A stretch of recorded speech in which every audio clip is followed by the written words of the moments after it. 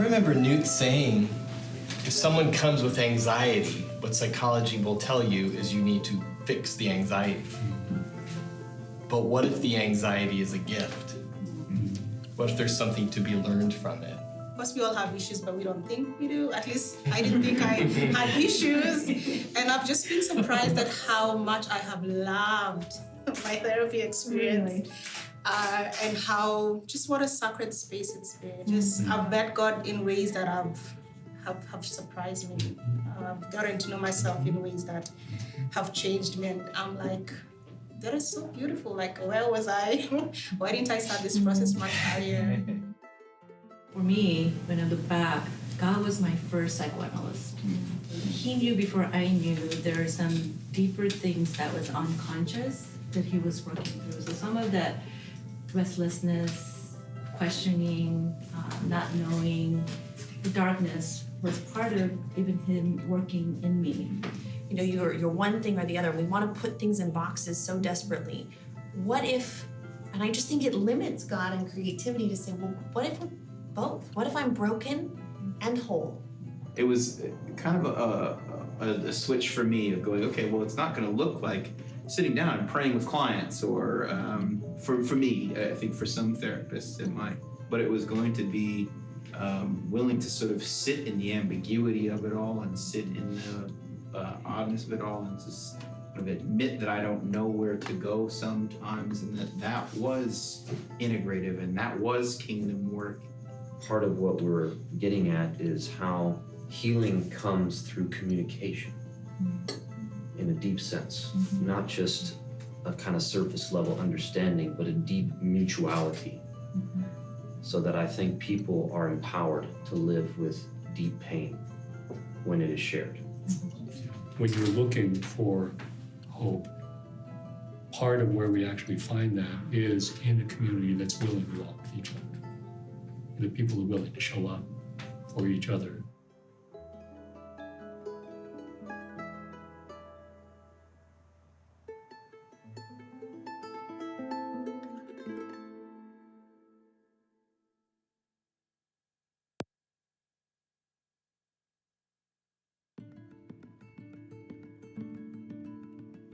I think the first thing leaders need is a good deal of humility. I've seen cases where leaders, whether in the corporate world or in other sectors, they come into a new position and the first thing they want to do is change everything. One thing any leader can do is to come in and in a very sincere way, I want to listen. I want to understand your story. I want to know how you've done things. I want to know why you've done it that way. I want you to teach me, and in the process of teaching me, I'll be a lot better off as we embark together on whatever we need to do to make things better.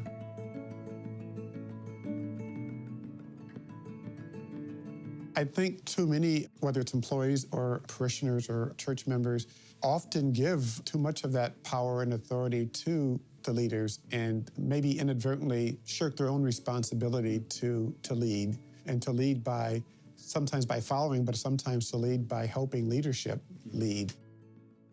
Many leaders are new leaders, and they need to be given the chance to learn how to lead. And often we put a big burden on them that they walk in the door and, well, you're the new dean, you're the new pastor, you're supposed to lead. For many people, this is their first time, and they need the space to learn how to lead. And to the extent that they can be given support, forgiveness, that room to be what they've been called to be, because they're growing as they're hoping others grow.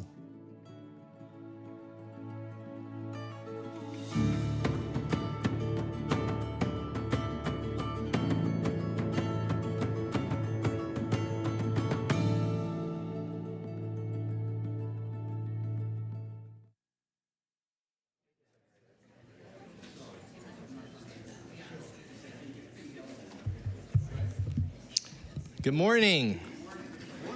My name is Brad Strawn. I'm on faculty here at Fuller. I have the honor of sitting in the Freed Chair for the Integration of Psychology and Theology.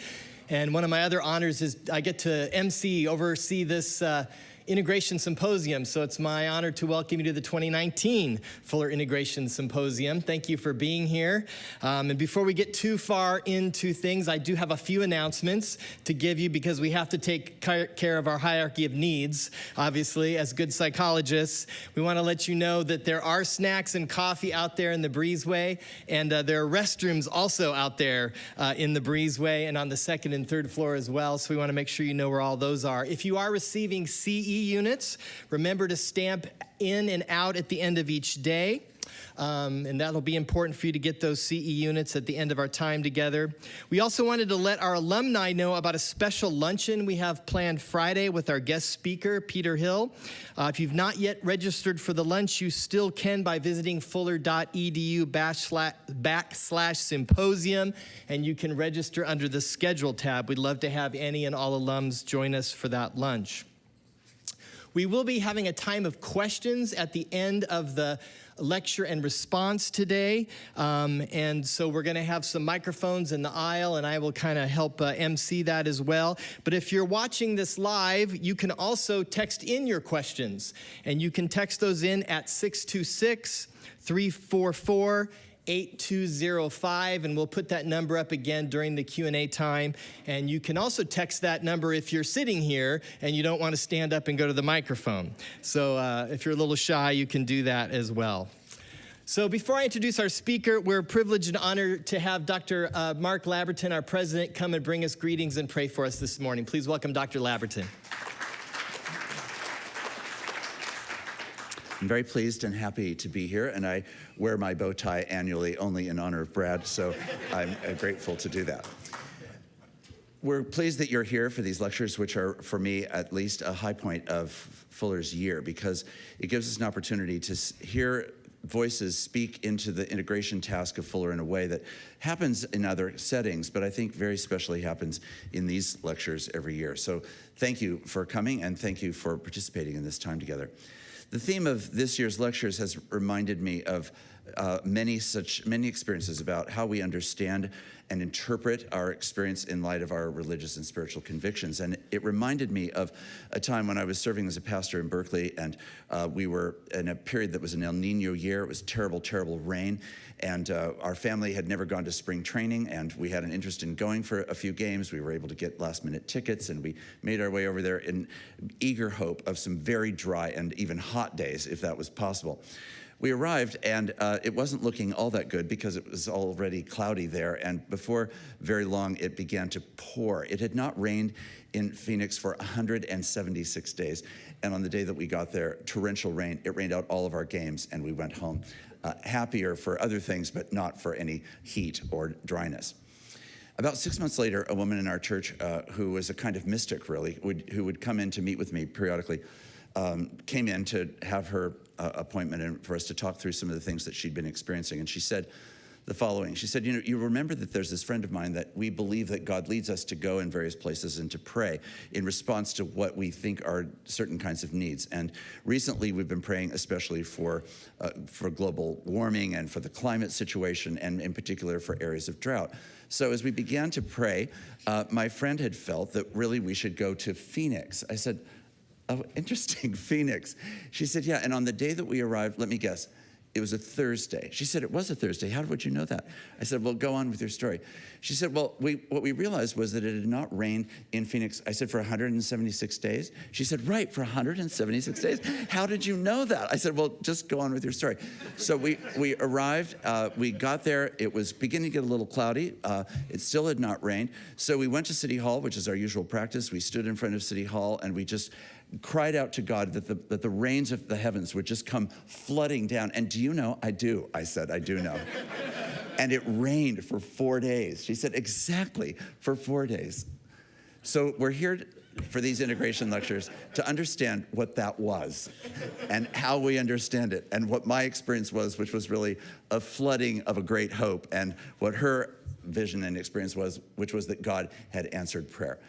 This is human experience, and the challenge of how we interpret and understand God's role and activity in our lives is a very complicated thing, and we're going to have a great opportunity to consider humility, grace, and gratitude as part of how we experience the world. Let's pray. Oh God, we're thankful for your faithfulness and love to us that does meet us, it greets us. You find us and you feed us and you nurture us in various ways. And we experience this, and as people of faith, we stand inside a tradition of acknowledging that this happens in so many ways, more ways than we could ever imagine or will ever even fully comprehend.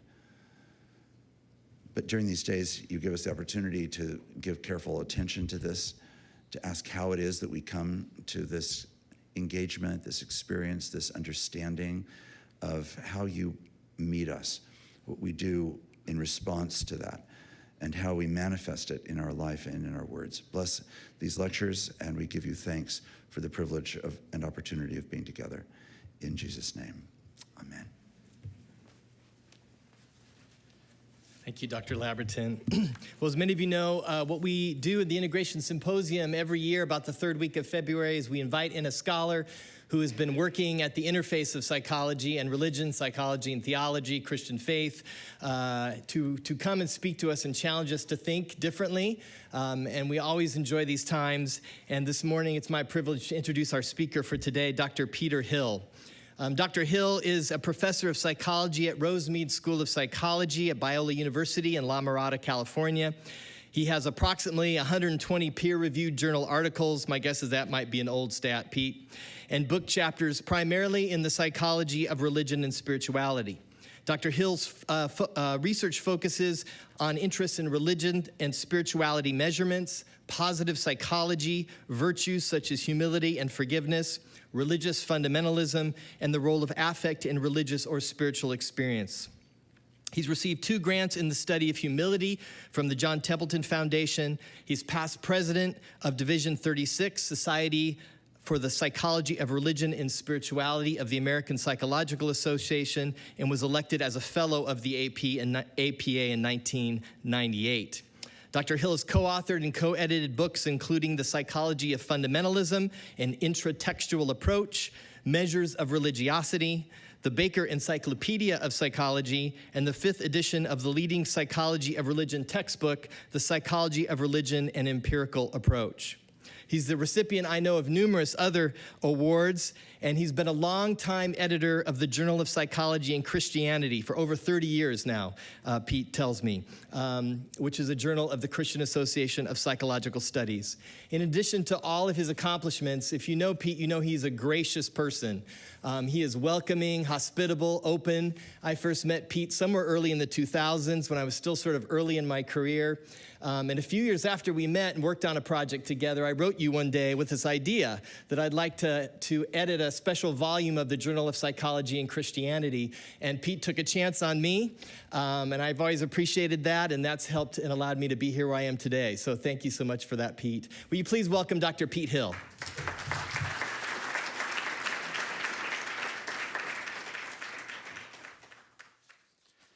You know, Brad, that bit about being editor now for 30 years, that was supposed to be kind of private information. I'm really not that old, but that's true. It's been 30 years, and it's hard to believe. In fact, Al Duick, I was sitting with you at a conference at CAPS in Denver in 1988 when that decision was made that I would become the new editor. And I remember at a banquet that evening of sitting with you. And Dr. Lamberton, I appreciate so much your story there because it is just such a perfect segue into what we'll be talking about today. And then I should mention that I was not aware of the bow tie requirement. And I did bring a tie, but I have an old shirt on and I couldn't get the top button. So I'm stuck here. But I was trying to remember the last time I wore a bow tie. And the last time that I can recall wearing it was one of the most embarrassing moments in my life. It was at Queen's College at the University of Cambridge. And I was there for a semester as a fellow on the Faculty of Divinity. That's the Department of Divinity in the British system. And I was invited to to a dinner at the Queen's College, and the person who invited me was Fraser Watts, who was the ranking senior member at that particular dinner, which meant he sat at the head table, and then any guest of his would sit next to him at the head table. And I found out, I did not know this, that it would only be appropriate if I wore a tuxedo, and I did not have a tuxedo. So I borrowed one from somebody, and I couldn't get the tie just right, all right? And the thing kept turning 90 degrees on me, okay? So that it was, and so the whole evening at the head table, I'm sitting there trying to keep that thing down. And ever since then, I have not worn a bow tie. So, yeah, that's right. And I remember and here's this American, and they don't know what they're doing in the first place. So I'm sure it was noticeable to everybody. At any rate, I do find it this is an extreme honor because I've always viewed the Fuller Symposium, and I'm not just saying this, as the gold standard for integration. The folks that you've had here, and to include me in that list is just an extreme honor, and I appreciate that so much. Thank you, Brad, and the team that you work with. I want to begin today's talk with less of a focus on explicit integration of psychology with theology, even though that is what this series is about, and more on the psychology of religion. Now, there's some reasons for doing this, and I'll try to explain those.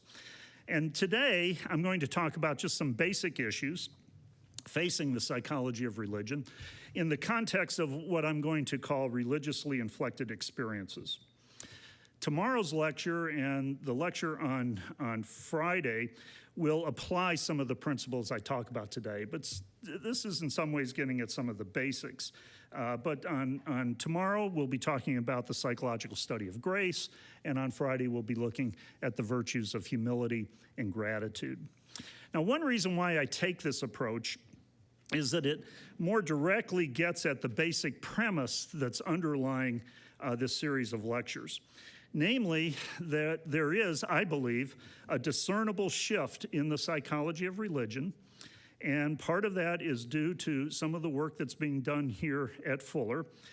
And it's largely due to the effect of multiculturalism that we are increasingly recognizing and are sensitive to in our culture, though I think we still have a ways to go. And I think that these changes are going to force the psychology of religion to better account for the substance of religious belief and practice. And in so doing, this provides an unusual opportunity for integrationists to impact not only the psychology of religion, but because religion is so central to so many people in society, I think the discipline as a whole is beginning to recognize as well the importance of religious experience to the total person. To take advantage of this opportunity, I think we're going to have to reassess just how we are going to go about doing integration work. And so I propose that we intentionally adopt what I'm going to call, for lack of a better term, experiential integration approach. And I need to remember to do these. And I do want to acknowledge the John Templeton Foundation. It was mentioned in the introduction, but they have been so generous and have provided so much support of my work, and I just simply want to recognize that. So let's talk a little bit about rethinking integration. An experiential integration approach should not replace, but rather should complement how we traditionally view integration. The traditional view is what I'll call propositional integration. Again, there's nothing magical about these terms. These are just some terms that I've come up with. But I'm using these terms in a specific way. By propositional, I mean an understanding and emphasis on how we should conduct our integration efforts that are faithful to what we believe are theologically and scientifically correct. This requires a high level of both psychological and theological expertise that very few of us, in all honesty, can master, so this has to be a communal effort. And I'm so happy that, for instance, folks from the theology school here are contributing to this integration symposium. In the early years of what I'm going to call contemporary integration, Hendrika van de Kemp was always good to remind us that integration has gone back hundreds of years, literally, into the 1800s. But contemporary integration, and by that I'm really thinking, sort of that movement that began in the 70s, particularly with journals like the Journal of Psychology and Theology, Journal of Psychology and Christianity, and then, of course, the development of programs like Fuller and Rosemead in psychology, that in those early years, much of the effort centered around different models of integration that involved doing good psychology and good theology that somehow, when they were brought together into a unified whole, were believed to more accurately reflect truth through the lens of a Christian worldview. This effort continues today. It's part of the programs that we have at schools like Fuller. It's also still found in those journals that I just made reference to, and is witnessed by such books as the Five Views book that's often used in different Christian programs of psychology. Continuing these efforts is crucial.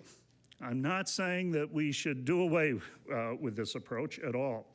It's crucial, for they keep us accountable and are indispensable in educating a new generation of Christian psychologists and a more educated lay public. By experiential, I mean an understanding of how people actually live their lives psychologically and theologically.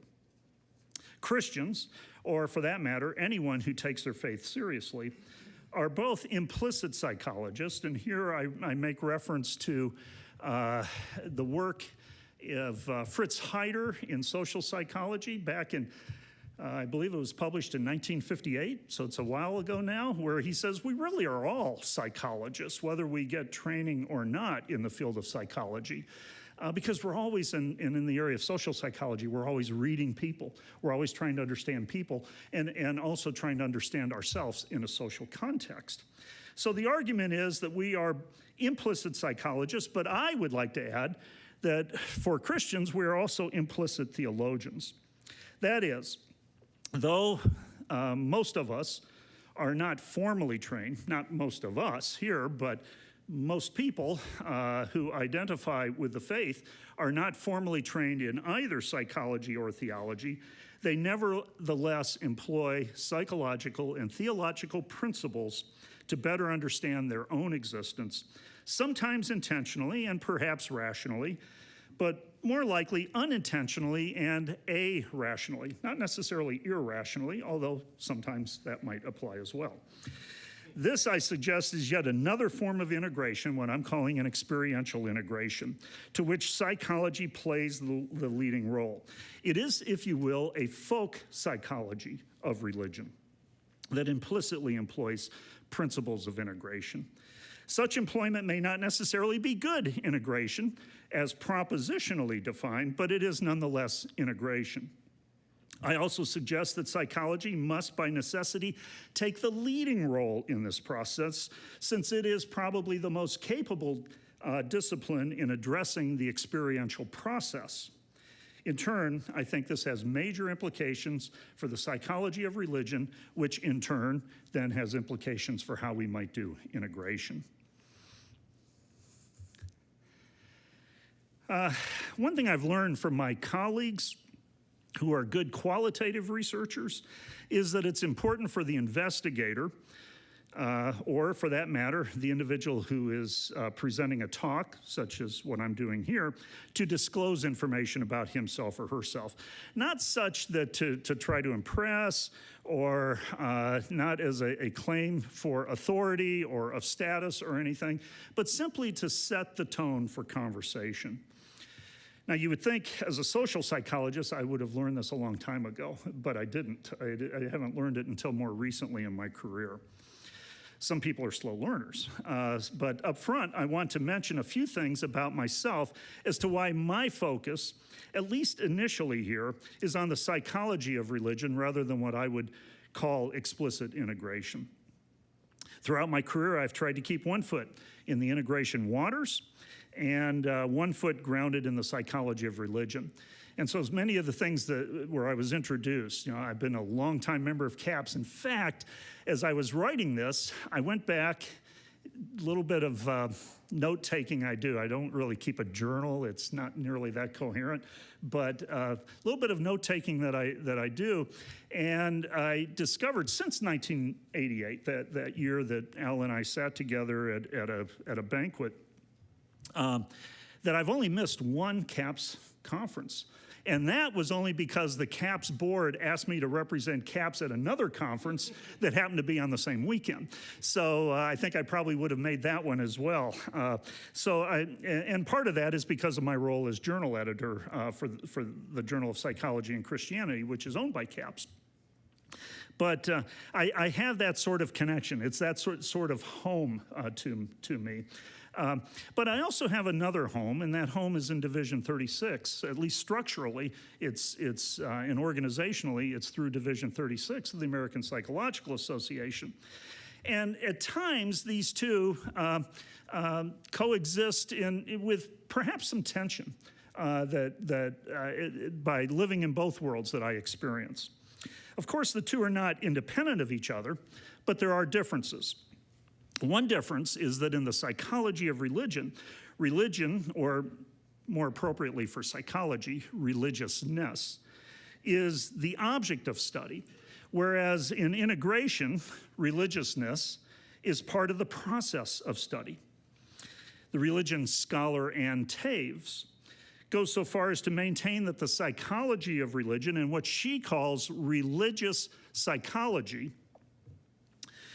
which I would say is very close to what we're talking about as integration of psychology and theology, are really two very different approaches in evaluating the legitimacy of religious experiences. The differences in approach are understood along two dimensions. One dimension is natural versus supernatural origins, okay? And the second dimension is secular versus religious interpretations of those origins. In her view, the psychology of religion interprets religious experience in secular scientific terms that is attributed to natural causes. And natural causes only in its most radical or extreme form, she would say. Whereas religious psychology, or again, maybe our language would be integration, consists essentially of religious, this is her language now, of religious apologists who interpret religious experiences in terms of a supernatural origin.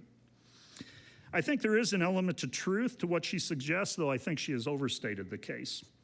The happy medium, and this is what she's really proposing, according to Taves, is the effort to study religious interpretations to events with natural origins, what she calls deeming things religious. And she argues that probably the best exemplary of that is William James. Now, allow me to go back to a little autobiography here. I do think of myself as a psychologist of religion with an insider perspective. Such a position is both an advantage and a disadvantage. The fact that I am a Christian, including being the product of a Christian home, a great home, allows me to appreciate the role that culture plays in religious and spiritual experience. It gives me, I think, some perspective on this topic, at least in terms of how it operates in my own culture, that someone from outside the culture just might not get. My culture forms and defines much of my religious schema. I had to learn this understanding, however, and I have to continue to learn this understanding because it's very easy to think that the norm within one's culture is the norm within every culture. It is in this sense that my insider position is a disadvantage, and therefore something I need to recognize and to do something about. For me personally, it meant expanding my professional network and to include people from other religious traditions, including co-authoring papers with some of these individuals. And the irony is that as I learn more from my Buddhist, my Islamic, and my Jewish friends about their tradition, I also learn more about my own religious culture with an ever-growing appreciation for the rich heritage of which I enjoy. But this also means that it is sometimes difficult to live in both the psychology of religion and the integration world, especially if the two approaches are as contradictory as Taves suggests. I don't think they are. Again, there are some differences. But I also think it's what's demanded of me and of all of us as Christians, because we are called to be salt and light to the world. Taves' typology infers motivation, and something I just want to kind of bracket for today's discussion. But I will just say a word about that. And what I want to say is that regardless of the motivation of the researcher to either explain religion, as in the case of psychology of religion, and for some, they think explaining religion away,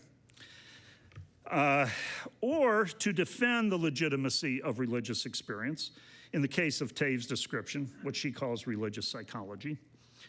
The process of doing good scientific research, and I would add not just the empirical research, but the theoretical conceptualization that undergirds such research should remain intact. Taves' mediating position, which studies how religious people apply religious interpretations even to events with natural origins, much like the example that President Lamberton mentioned earlier. But that's crucial to the psychology experience, not only to natural causes, even if it were true only to natural causes, it still behooves the investigator to try to understand the experience as an object of study, not on his or her own terms, but on the terms of the individual who claims to have the experience. That is, those people who do apply religious interpretations even to events with natural origins.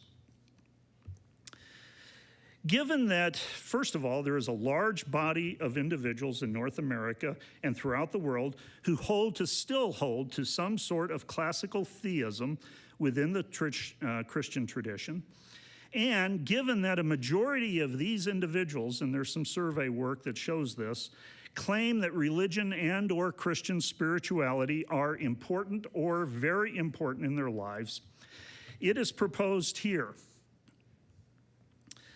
that a Christian theologically informed psychology of religion is fully justified and necessary to the integrity of the field, not only the psychology of religion, but because religion is so important to folks, I would extend that to the field as a whole. The emerging understanding of religion as culture provides an unusual opportunity for integration to impact the psychology of religion and perhaps the field as a whole. With this opportunity, however, comes responsibility. And who is more capable to understand the culture of classical Christian theism, which, by the way, is a growing culture worldwide, maybe not here in the United States, but worldwide, and certainly not in Western Europe.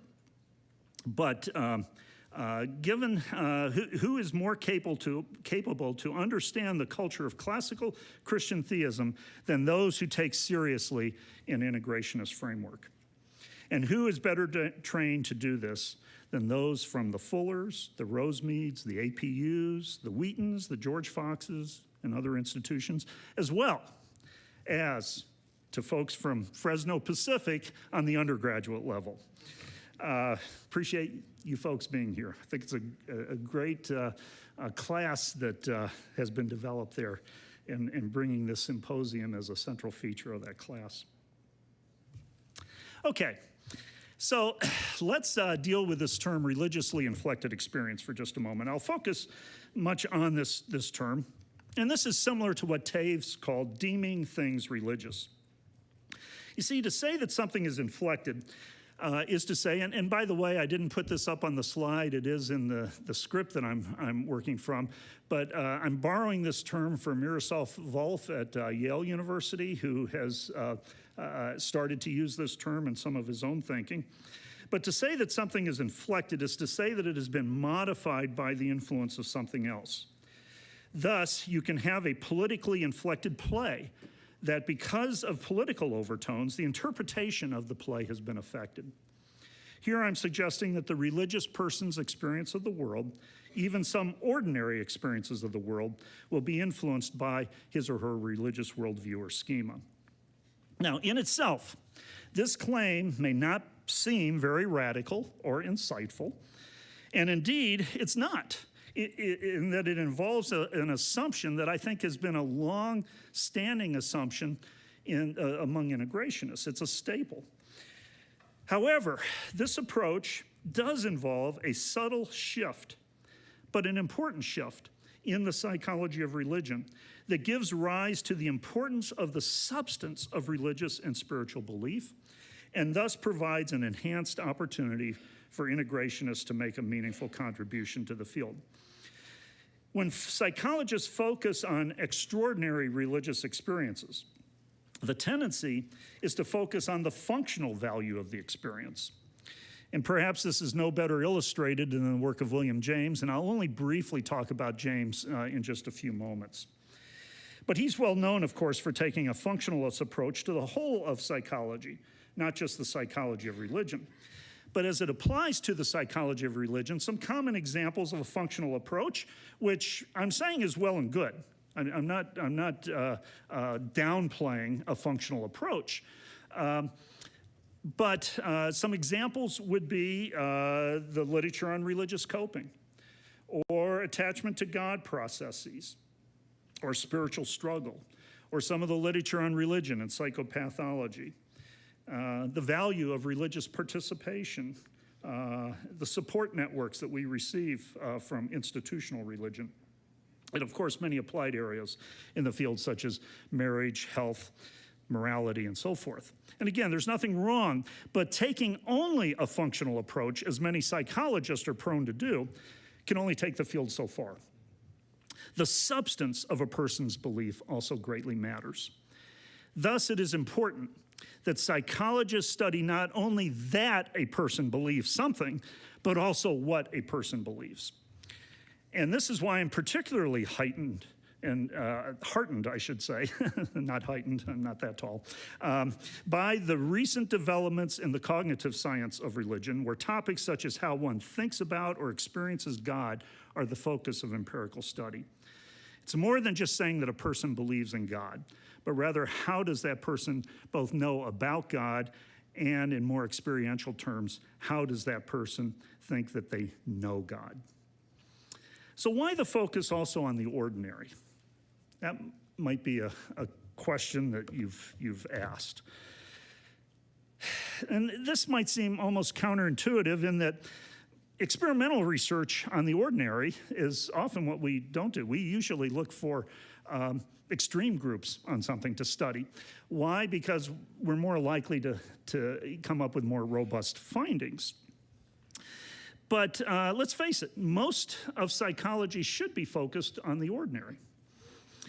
And it's because, whether religious or not, most of us just live ordinary lives. Most of my Monday is not that different from the Monday of my neighbor, whether that person be an atheist, a Christian, or somewhere in between. From my house, I get a beautiful view of the Santa Rosa Mountains. Most of the people in my neighborhood get the same view. We see it every day. And in that sense, what might have been initially an overwhelming experience, as it was in my case of the mountain range's splendor and glory, it over time can become ordinary. What influence does that ordinary experience then have on my appreciation of the majestic beauty that stares at me? Now, my wife and I have only lived in this house for a couple of months, so I'm still sort of taken up with this. But I wonder if after 15 years and some 5,500 times of waking up to the same view, if I'm going to lose some of that sense of that splendor and that glory. Now, I use this as an example on purpose. It's intentional, in that those mountains have been there for millions of years. And depending upon your view, if not entirely of natural origin, they are certainly the product of what I see as many natural processes.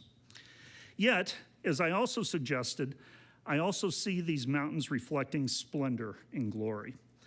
That for me, sometimes, not always, but sometimes, becomes a religious or spiritual experience in that it employs a religious interpretation.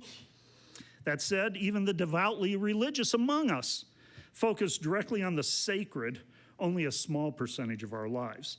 We'll spend more time eating or preparing to eat, making money so we can buy groceries, so we can prepare the food so we can eat, than we spend on the experiences of objects that are in some sense religious or spiritual, be it God, sacraments, sacred writings, and the like. And just what I will call the possible ordinization, I have trouble even pronouncing it. It's a made-up word. You would think I would, if I'm going to make up a word, it ought to be one that I can pronounce. It's not ordination. I'm not saying that. Okay, ordinization. And by that, I just simply mean making ordinary. Okay. Over time of my experiences of the Santa Rosa Mountains, so too does much of our faith life take on an ordinary character. And in so doing, does religious faith lose its grip on our lives? Does such faith matter in our ordinary daily living? Well, not surprisingly, I'm going to answer that faith does matter, that question, does faith matter, in the affirmative. Yes, for the religiously committed individual, religious faith does matter, regardless of how extraordinary or ordinary the living experience is. However, in making this case, I want to focus primarily on just the ordinary experience of life, because I think this approach best hits the mark of what it means to live a spiritual life most fully. In turn, I think this will have important implications for the integration of psychology and theology. I'm going to skip over a little bit here for sake of time.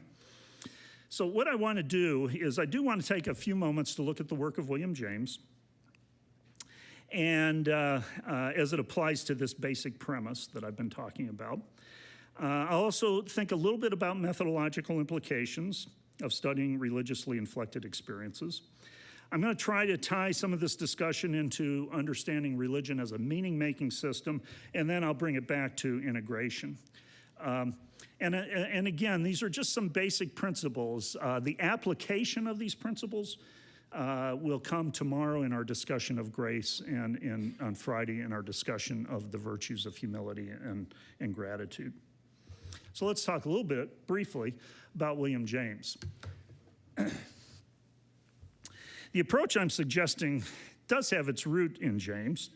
In his Gifford Lectures that were published in collectively, it was a series of lectures in 1902, as the varieties of religious experience, James referred to the hot place in a man's consciousness, and I'm quoting him right now, the group of ideas to which he devotes himself and from which he works. And he calls this the habitual center of personal energy, the hot place in a man's consciousness, the group of ideas to which he devotes himself and from which he works. According to James, it makes a great difference, and this is that quotation that you see on the slide, to a man whether one set of his ideas or another be the center of his energy. And it makes a great difference as regard any set of ideas which he may possess, whether they become central or remain peripheral in him. I think that should be to him. I think that's a misquotation. To say that a man is converted, which is a major interest of James, means in these terms that religious ideas, previously peripheral in his consciousness, now take a central place, and that religious aims form the habitual center of his energy. Of course, he wrote this in 1902 and didn't have all of the concerns about just use of the masculine gender, so I'm quoting him as he said it back then. For James, the religious convert who has undergone a spiritual transformation has moved the sense of meaning from an autonomous centeredness to a sacred mooring.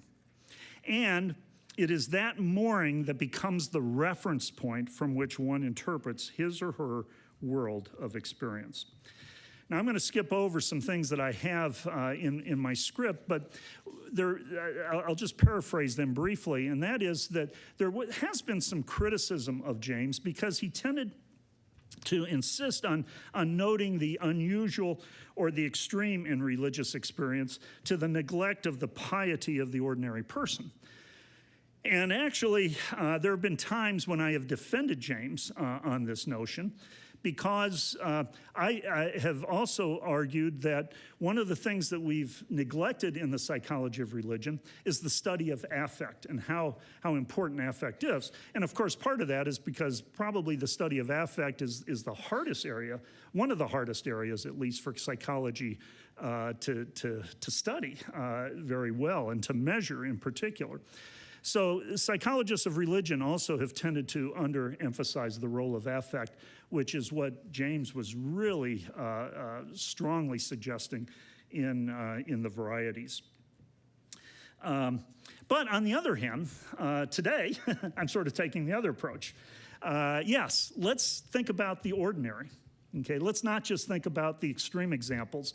And so if you've read James at all, you know that many of the examples he provided were extreme examples, often from pamphlets and materials that he gathered, often from generations that were even bygone at the time of his writing.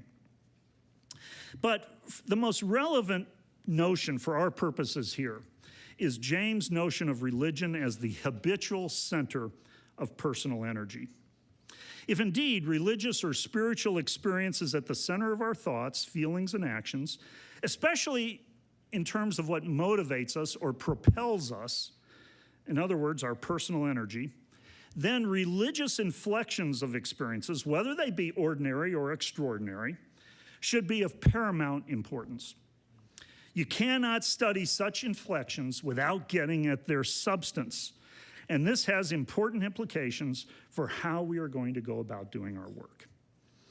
So what I'm going to do now is talk a little bit about some implications for research and how we should go about doing our work. Psychologists of religion have primarily taken an etic approach to their subject matter.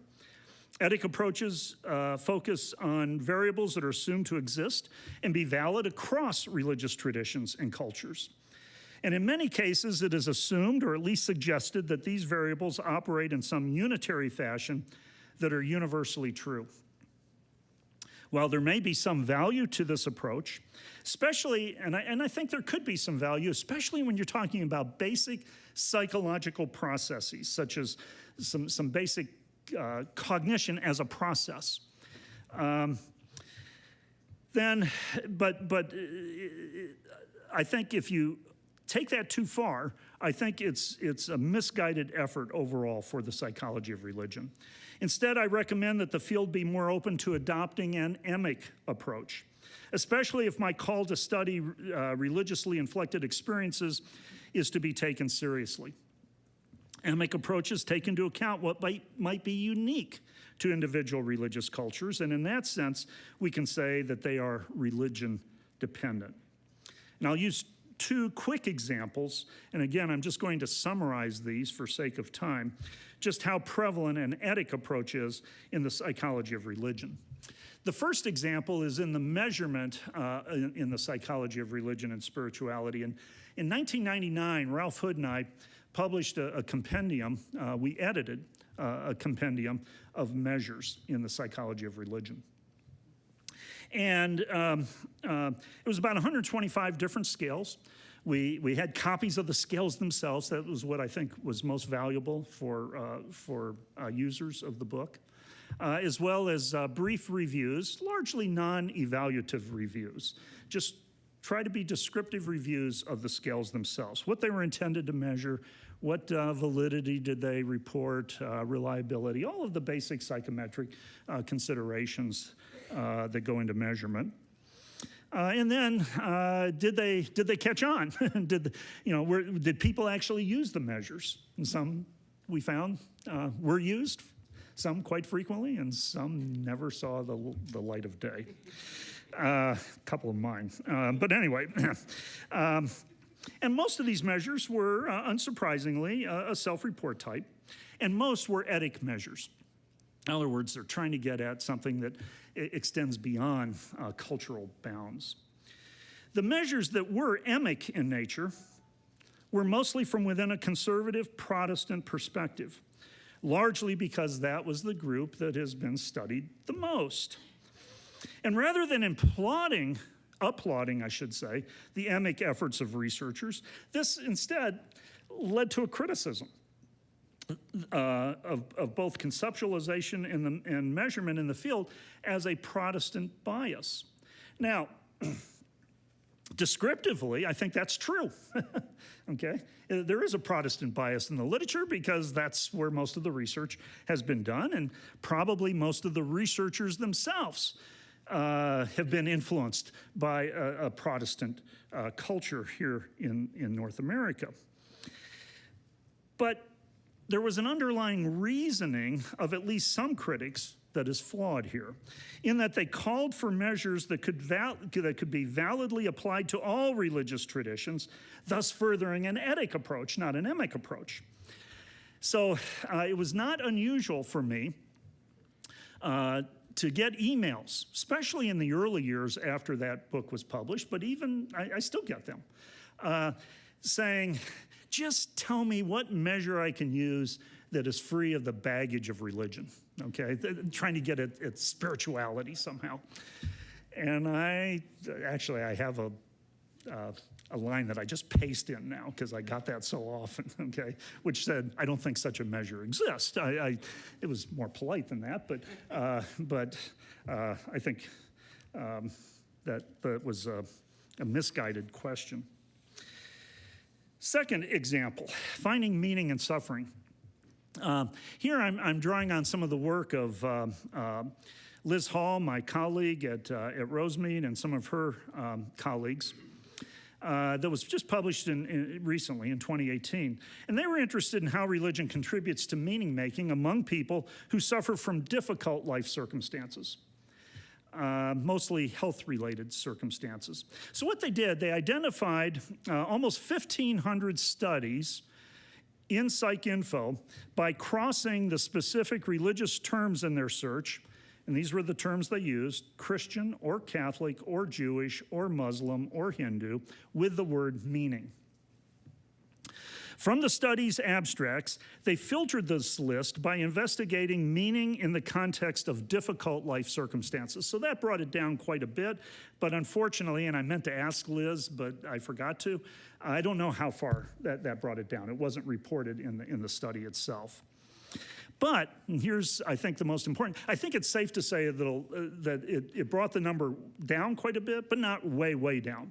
Okay, there still were a lot of studies looking at people under difficult life circumstances, be they financial, physical, health, whatever. But when they applied an emic criterion in terms of the constructs being studied and the measures being used to their search, they found a grand total of only 16 studies that met all criteria. Thus, it appears that emic approaches in the psychology of religion are underutilized. And I should also point out that all 16 studies identified by Hall were qualitative studies. An emic approach will likely require that we better use qualitative measures in the psychology of religion. Specifically, the study of religiously inflected experiences will likely necessitate qualitative work, or at least more qualitative work. Now, I do believe that we can develop emic quantitative measures as well, but we have to be very sensitive to the context in which we're working. I was going to talk a little bit about the importance of what I'm calling proximal measures versus distal measures in the psychology of religion. It's proximal measures that are really getting much more at the religious, at the experience itself. And what we have discovered, particularly in the area of religion and health, that when you get at more proximal measures of religion and spirituality, you find that much stronger findings. They're more robust predictors of health-related issues than are more general measures like just simply, do you believe in God? Or, do you consider yourself religious? Or how important is religion? So, and it's taken time because much of the literature, and often that's because religion is an add-on variable. You see, it's often research in health-related fields, often published in medical journals, and religion just kind of gets added on as maybe one important variable.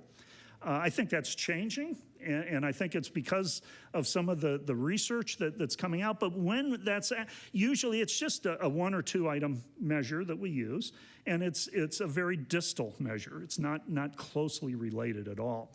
So hopefully that will change in that field, and I think it is.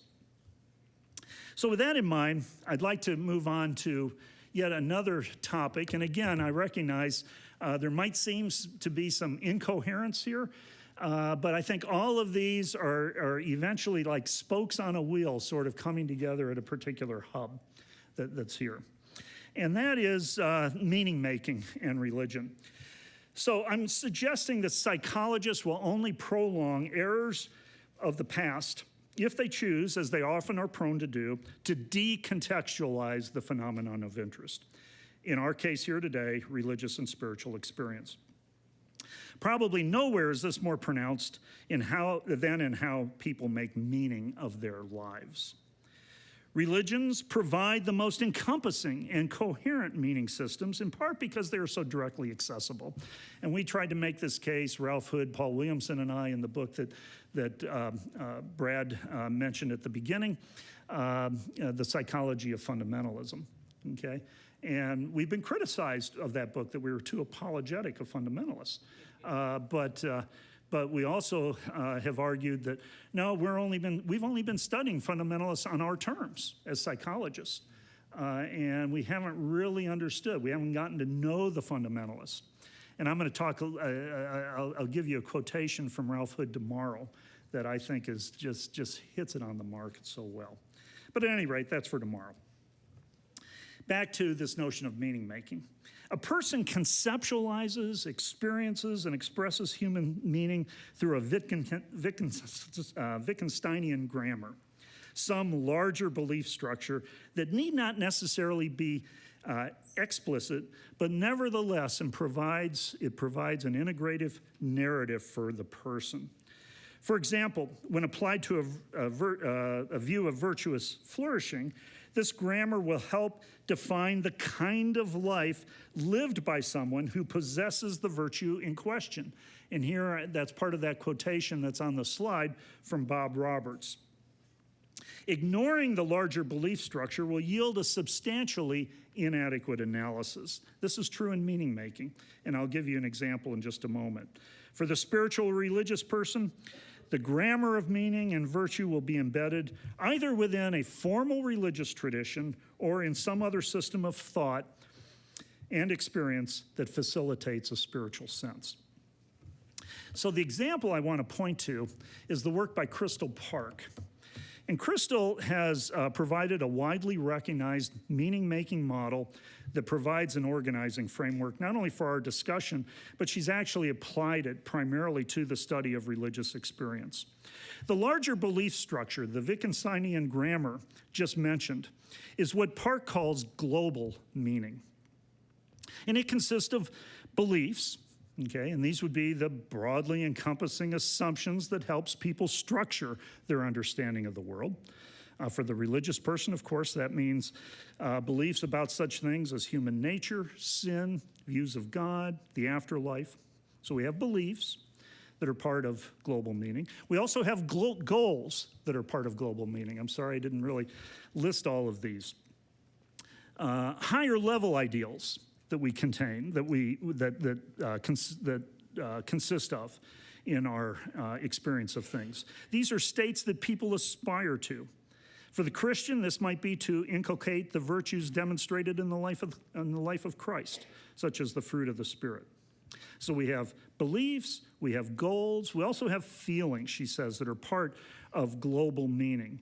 This is experiencing a sense of meaning or purpose in life. For the religious person, this might include the desire to glorify God. However, in everyday life, we encounter situations that require an interpretation. This is what Park calls situational meaning, for which one's global meaning provides a framework.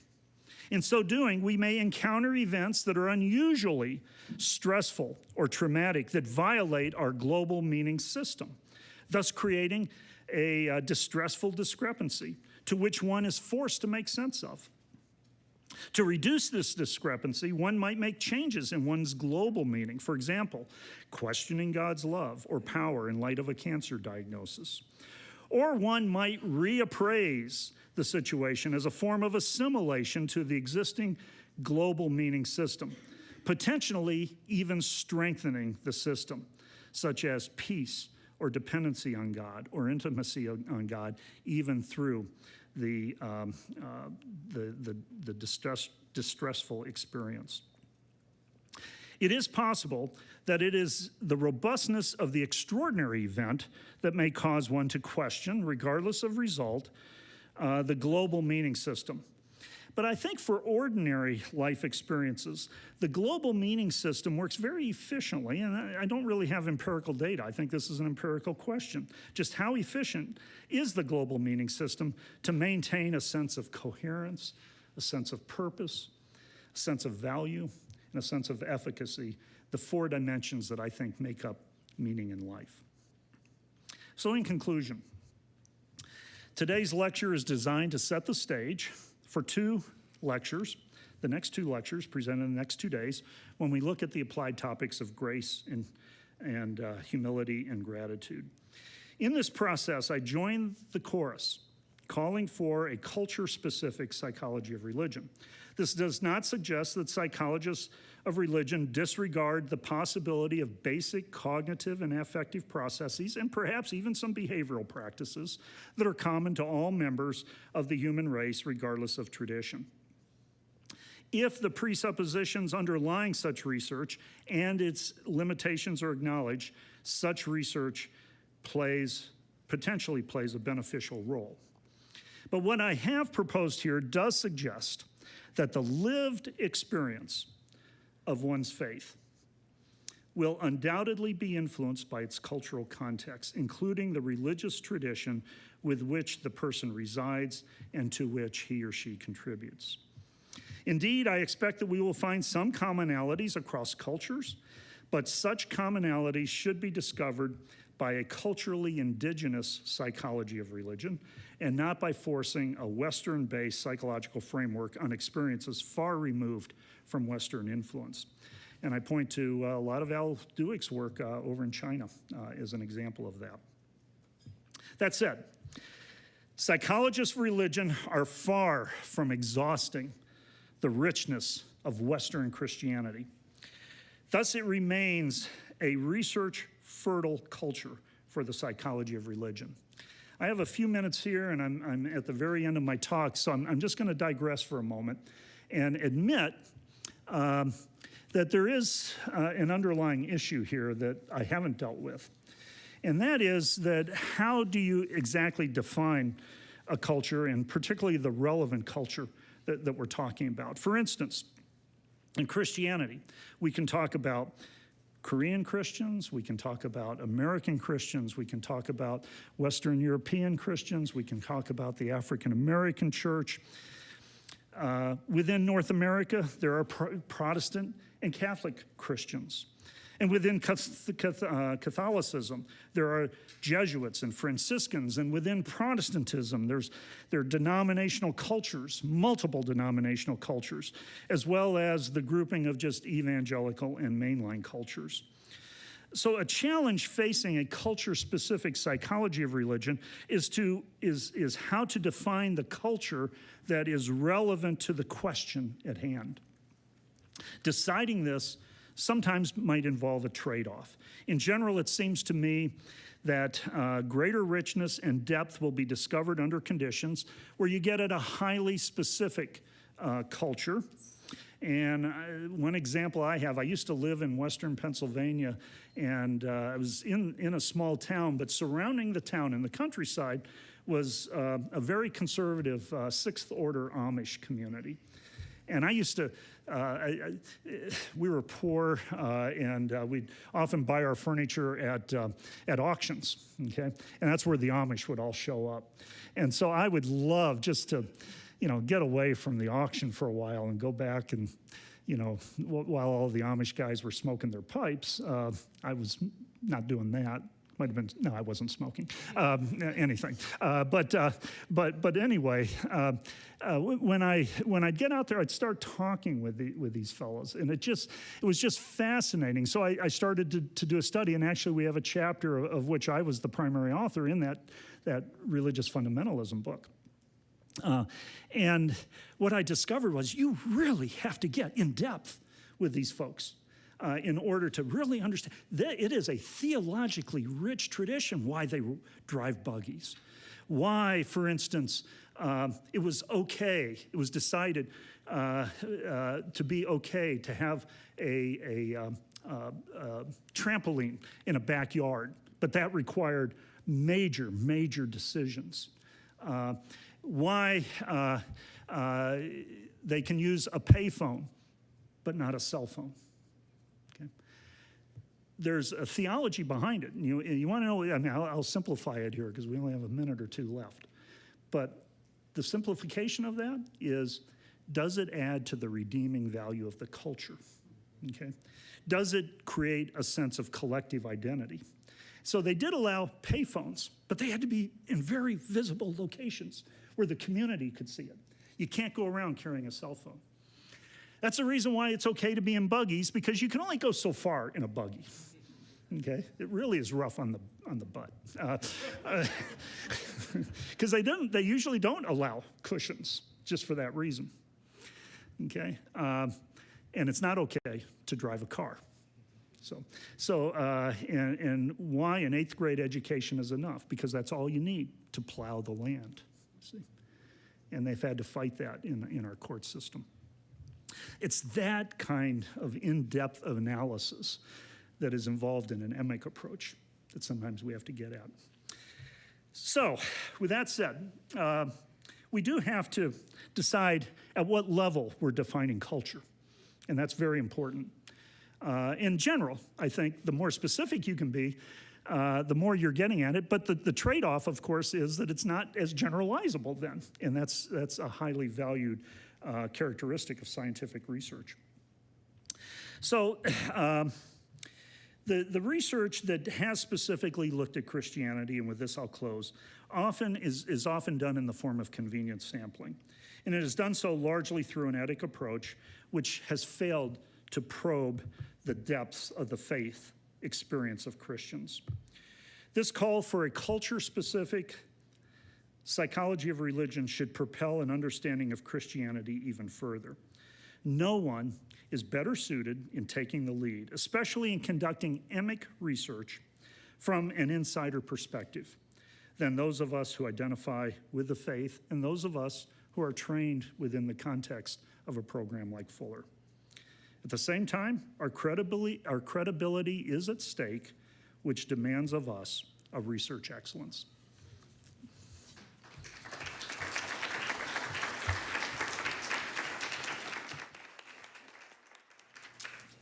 Thank you so much, Pete.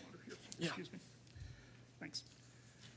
I think you're preaching to much of the choir here in a multi-denominational seminary. And as you mentioned, Al and others have been calling for kind of tradition-specific integrative work, even in the clinical setting. So thank you so much for these really thoughtful words that we'll keep hearing about the next couple of days. Again, as I mentioned, one of the unique things about being at Fuller Seminary, having a School of Psychology, is we have two other schools, School of Intercultural Studies and the School of Theology. And it's always an honor for me when I invite one of my colleagues from one of the other two schools to come and respond. And I'm always thrilled when they say yes right away. And I don't have to convince them. And I get the chance now to introduce our respondent for this morning. I know some of you may have to leave to class, and you may have already done that, so feel free to do that if you need to. But you will not want to miss our response in Q&A as well. So I'm very happy to introduce our respondent for today, Dr. Clifton Clark, who joined the Fuller Seminary faculty and took leadership of the William E. Pennell Center for African American Church Studies in April of 2017. He came to Fuller from Regent University School of Divinity, where he taught for 9 years, serving mostly recently as Associate Professor of Intercultural Studies and World Christianity and as the Director of the Regent Center for Global Missions. An ordained bishop in the Church of God, Dr. Clark has served as a pastor in England, Ghana, and the U.S. He is also CEO of the Global Empowerment Network, where he has trained Christian leaders internationally to effectively engage the Muslim world for Christ. He's the author or editor of numerous books, including The Islamic Dilemma and African Christology, Jesus in Post-Missionary Africa. His forthcoming works include The Black Church in North America, The African Diaspora, thank you, and World Christianity in Light of the Missio Dei, and Race and Religion in America. Will you please welcome with me Dr. Clark?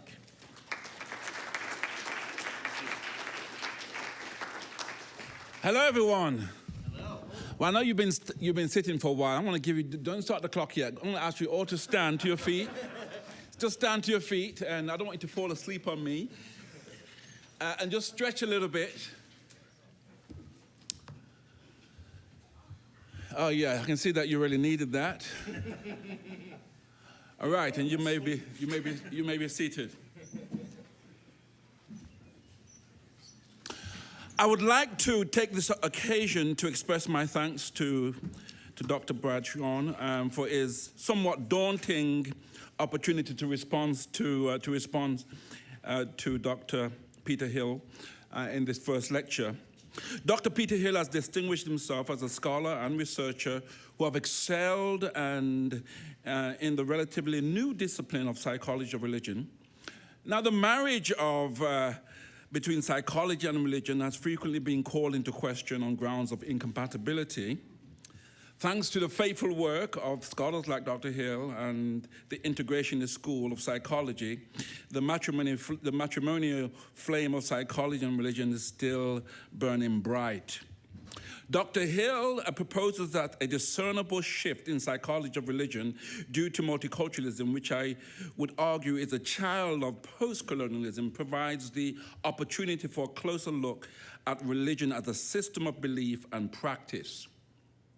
Although psychology has long been the phenomenon of taking the phenomenon of religious experience seriously, it has been reluctant to unpack and lay bare its content. The neglected content or substance, as Dr. Hill calls it, of religious belief, according to Hill, provides valuable insight to religious persons' experience of the world.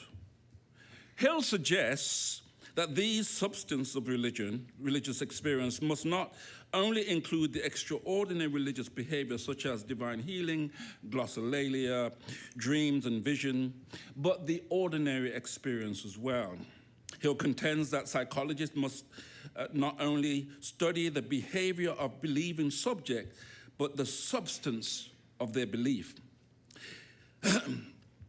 Hill states, thus, and I quote, "It is more than just saying that the person believes in God, but rather how the person knows about God or knows God.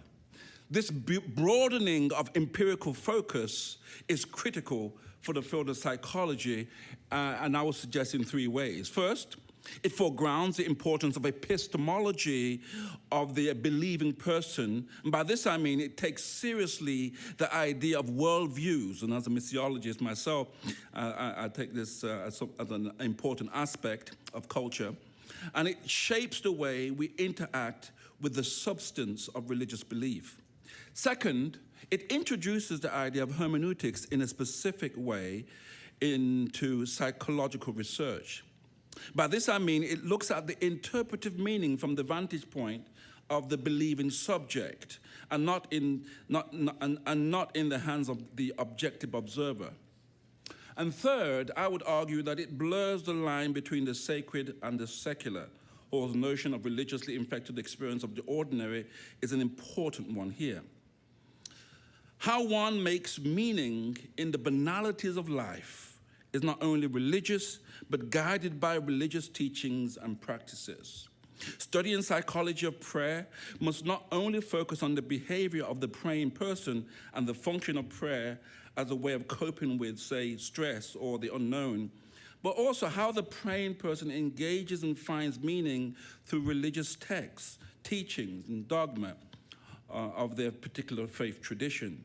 According to Hall, how these epistemic substances of religious tradition may provide key insights to understanding how one makes meaning in the midst of ordinary life. It seems logical to me that Hall would draft William James into his religiously inflected experience of the ordinary project. After all, it was James's dynamic functionalism and transactional instrumentalism that calls into question the Cartesian dualism of mind and matter, subject and object, immediate awareness and external world. I would like to return to Hall's uses of James as an interlocutor for his thesis later. Methodology is critical for Hall's proposals as he's keenly aware through his discussion of Emic and the Emic approaches. In studying the experiences and self-perceptions of others, it's quite easy to succumb to essentialist and normative tendencies.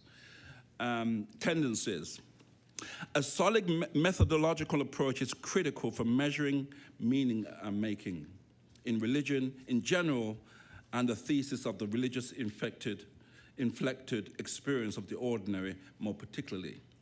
So in my response to this thought-provoking proposal, I would like to provide the following caveats by way of locating myself and my own biases. First, I was born and raised in an Afro-British context, a post-colonial context in the 1970s. This location has not only made me cautious of colonial mindset and hegemony, but also the philosophical and theological foundations upon which they are built. I consider myself a black theologian with a specific interest in indigenization of Christian faith, particularly in a post-colonial black diasporic context.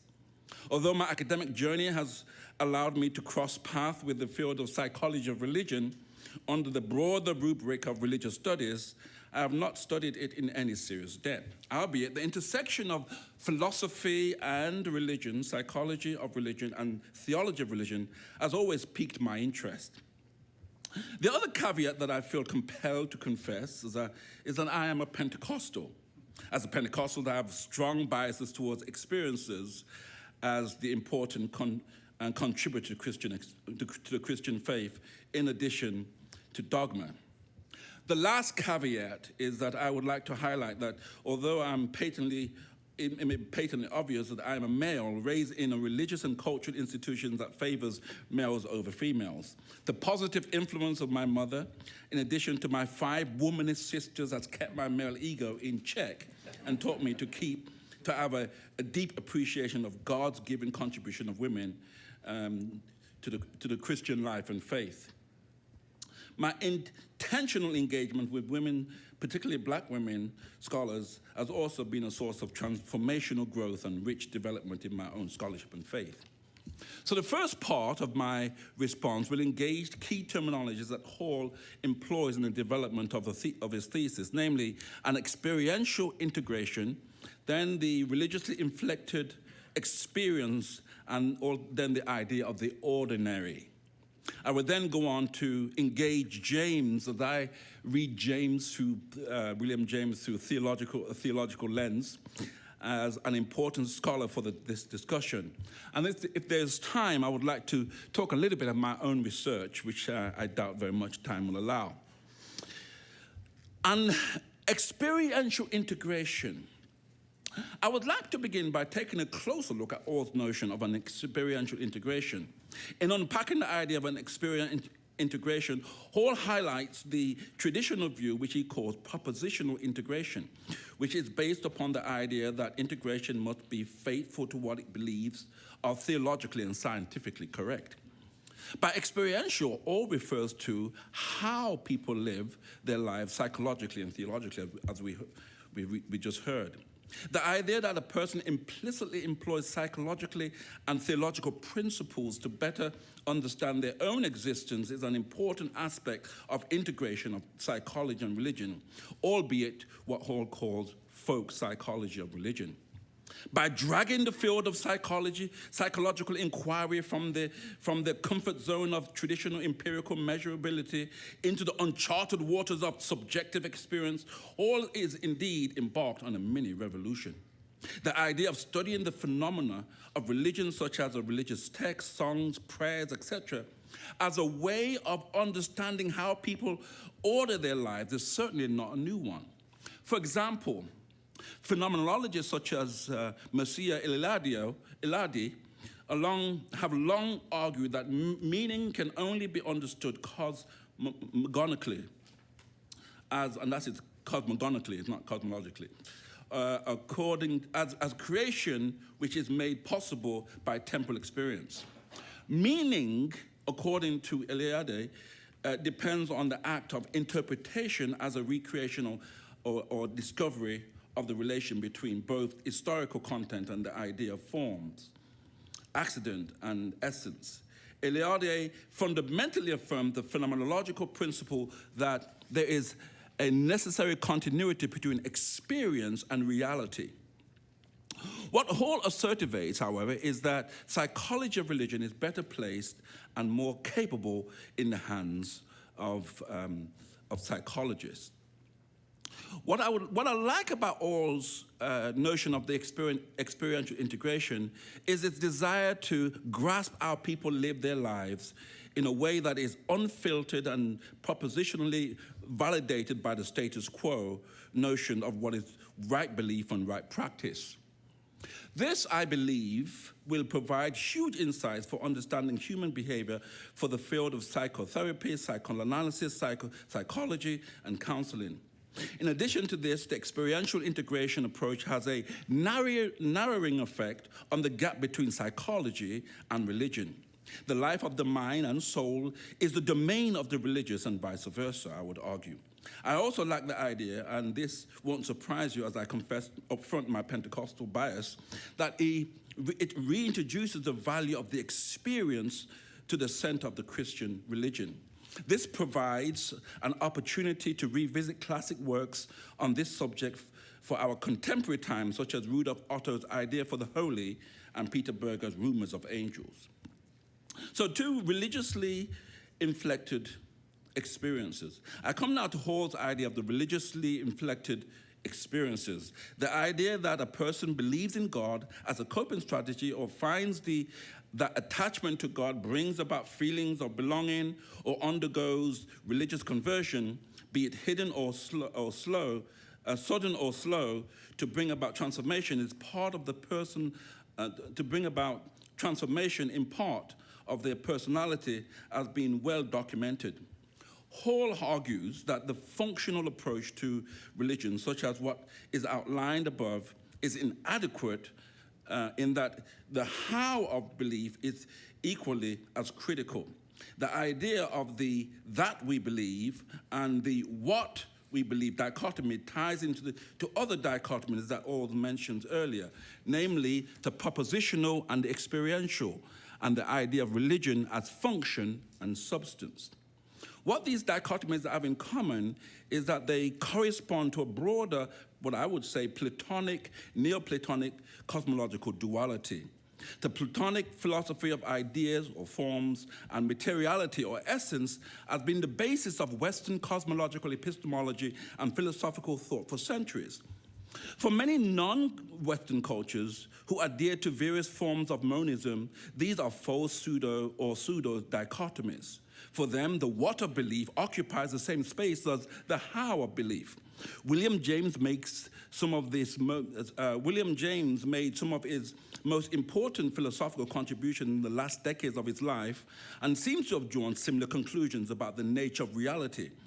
In a burst of writings in 1904 to 1905, collected essays in radical empiricalism, it sets out the metaphysical view most commonly known as neutral monism, according to which there is one functional stuff, as he calls it, that is neither material or mental. Locating the philosophical trajectory of Hall's approach back to Platonic and Neoplatonic ideas is not meant to have a pejorative inference, but simply to highlight that such approach should not assume universal validity. I think that the white hegemonic normativity that has dominated psychology is something that I would have liked to see in the paper accentuated a little more. And here I refer to a book on race, racism, and psychology by Graham Richards. And I'll move to the ordinary. As the ordinary as a religious experience, Hall focuses on the religious inflected experience of the ordinary, brings to the foreground our understanding of the ordinary as a religious experience. Hall contends that the study of how people make meaning in the midst of the ordinary life will allow psychologists to avoid or deny the importance of the substance of religious belief and experience. Hall's idea of the ordinary could be enhanced and strengthened by the current discussions in ordinary theology in the field of practical theology. For example, in his book, Ordinary Theology, Jeff Hashley maintains that the word ordinary relates to the noun order and the verb to order, both which derive originally from the Latin ordo or ordinus, and the word for row, order, rank, or class, Ashley 2002. Ordinary translates the Latin orianus, regular, orderly, or usual. Usual. The affirmation of the ordinary life, understood in terms of the life of production and reproduction, is a feature of Charles Taylor's account, both of Christian spirituality and also of our understanding of what it means to be human. Taylor argues that our dignity, our sense of ourselves as commanding attitudinal respect, is something that is very often ground in our exercise of everyday life, perceived as being at the center of the good life. This focus on the ordinary life as the locus of good life is described by Taylor both as a massive feature of modern identity and as originated in Judeo-Christian spirituality, particularly through the theology of reformers and Puritans. It is an emphasis that in principle takes place well beyond the dominance of concerns of a limited theology, which is its associated sense of irrelevance of things secular. Rowan Williams, who was here, I think, last year, in his book On Christian Theology, lends its support in claiming that the theologian is always beginning in the middle of things, because there is a practice of common life and language already there, and the measuring and the meaning of God and the meaning of the word God are to be discovered by watching what this community does, not only when it is consciously reflecting on conceptual ways, but when it is acting, educating, inducting, imaging, and worshiping. The highlighting of women's experience by many feminist theologians presents a further variation on the theme by incorporating the celebration of such ordinary experience as friendship, love, sex, embodiment, childbirth, and nurture. Mary Gray adopts the phrase spatio, yearning as a metaphor for feminist theological education so as to distinguish this education for wisdom from the more utilitarian materialistic approaches.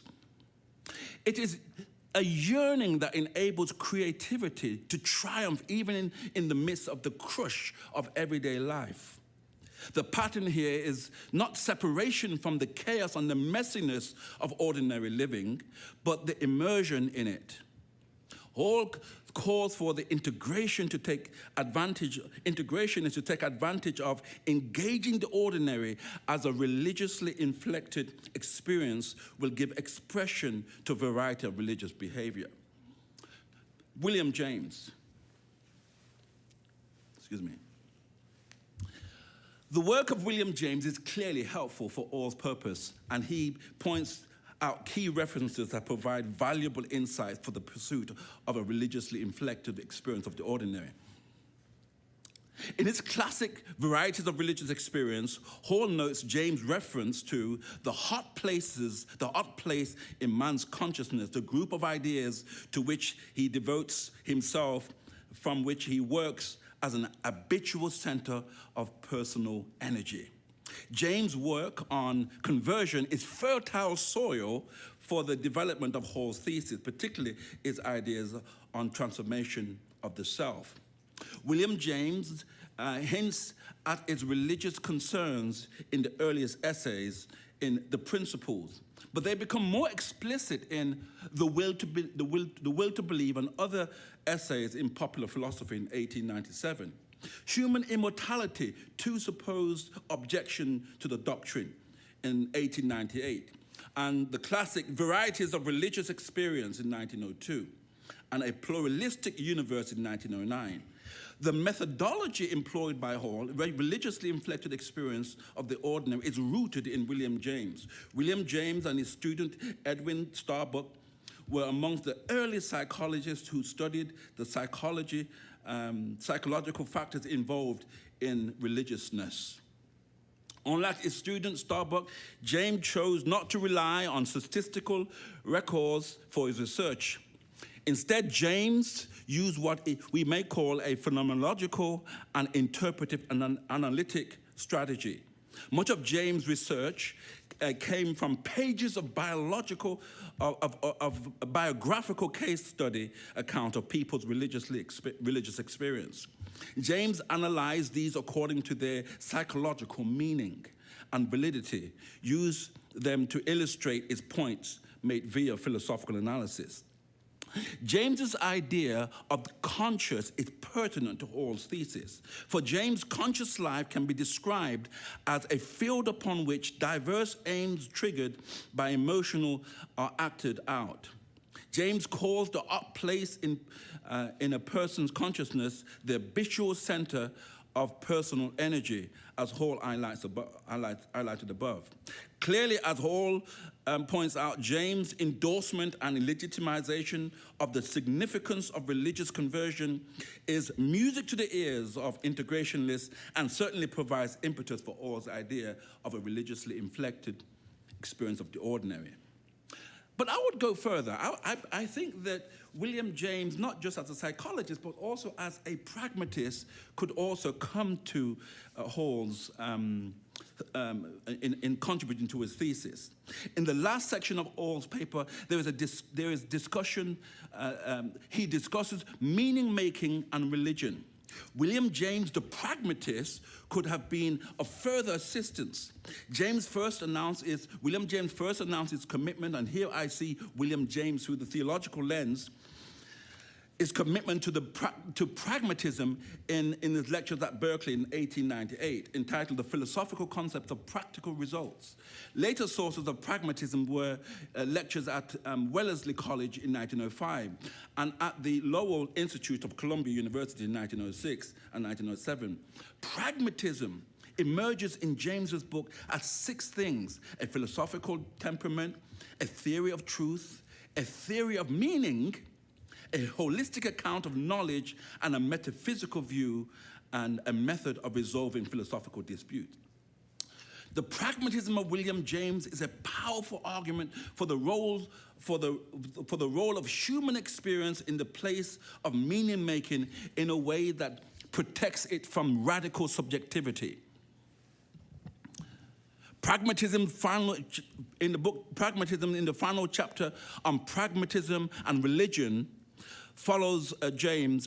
It follows James' lines in the variety of Christian religious, in attacking transcendental absolutism for its unverifiable accounts of God, and in defending pluralistic and moralistic religion based on human experience.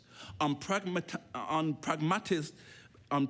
principles, James writes, if the hypothesis of God's work satisfactorily in the wildest sense of the word is true, in addition to James' pragmatism, his ideas of radical empiricalism is also fertile ground for all theses. James' essay on radical empiricism is a case in point. A posthumous collection includes James's groundbreaking essay on pure experience, originally published in 1904 to 1905.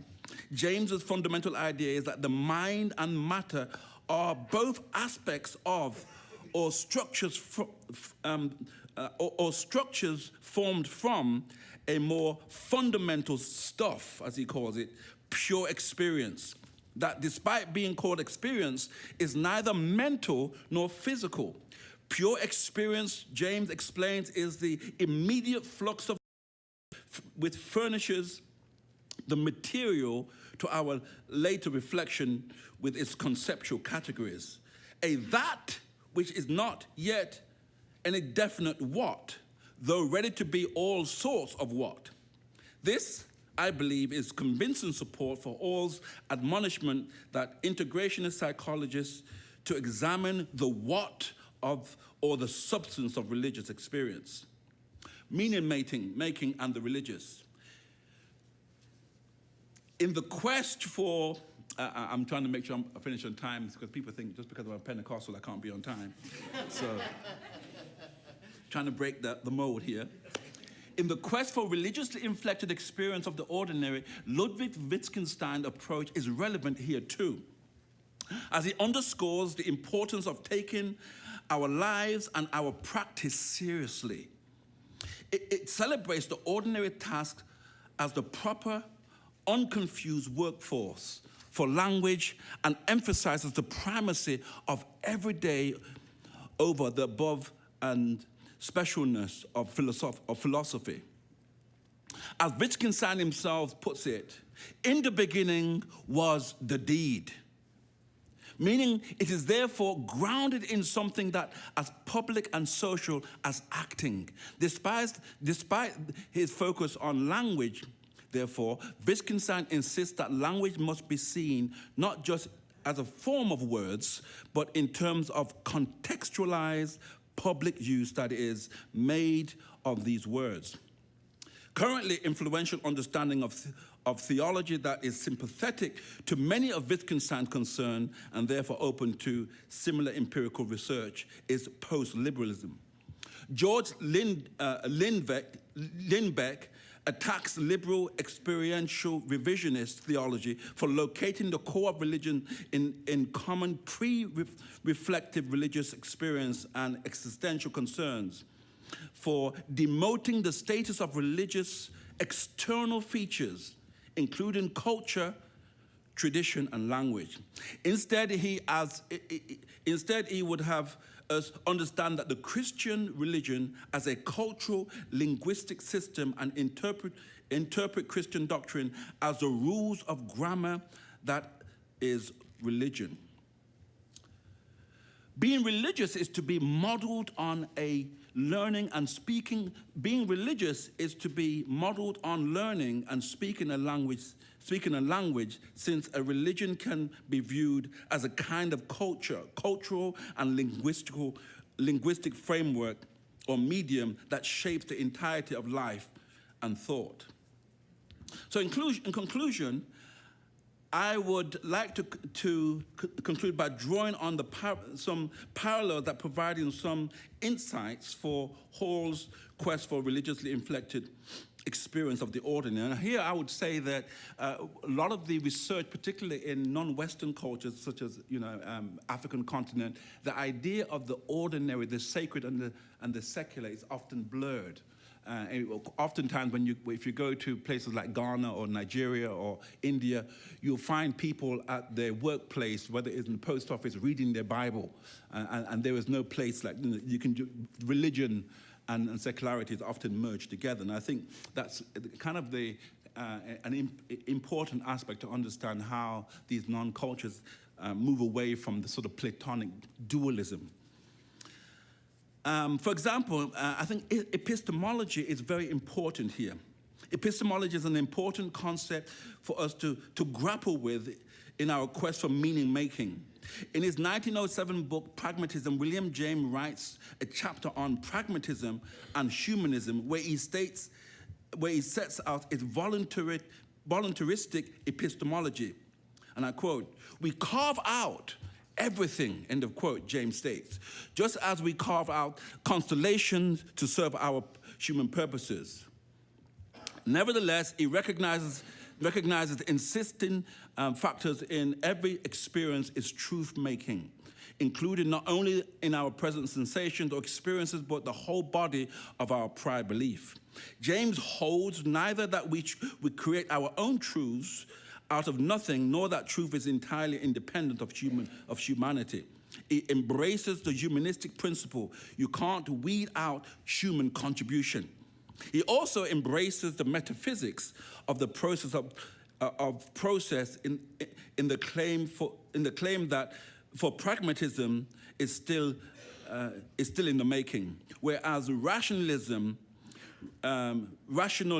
reality is ready-made and complete from all eternity. And I think this time of ready-made rationalism that often is the underbelly of psychology needs to be troubled. And I think it's difficult to get to a cultural specific approach without kind of really getting to disrupting some of the epistemological foundations that it's built upon. So for example, in my own research, I was going to come to my own research, but I want to just conclude that in my own research, looking at, for example, Egyptian and African understanding of combining the religion and the ordinary, it provides a lot of insights for how Western psychology could actually kind of not just exist on dualism between what we do and what we believe, but how these things operate together. But I think the idea of a religiously inflected understanding of our experiences is a powerful inroad to having a psychology and having a understanding the way we can live more holistically in a divided world. Thank you very much.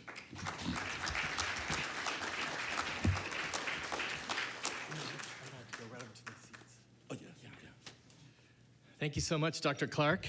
And we're going to move to a time of question and some answers, hopefully. And so we have a couple microphones in the aisles here, I believe. And so you can kind of queue up behind those, and I'll sort of point at you. I would ask, again, as I always do, that you remember what a question is versus what a little speech is. So question usually ends with a question mark. It's something you actually want to know about, and you're not just telling us what you know, okay? Fair enough. If you're watching the streaming and you'd like to text in a question, I already have one here. Please feel free to use that number there on the screen. You can also use that in the room if you'd like, and I'll be looking at those. As we move to questions, though, Dr. Hill, I wondered if you wanted to respond at all to anything Dr. Clark had said.